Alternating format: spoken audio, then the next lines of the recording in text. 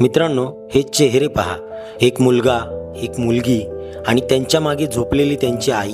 ती हलत नाही, चालत नाही. 7 वर्ष झाली ती फक्त अंथरुणावर आहे.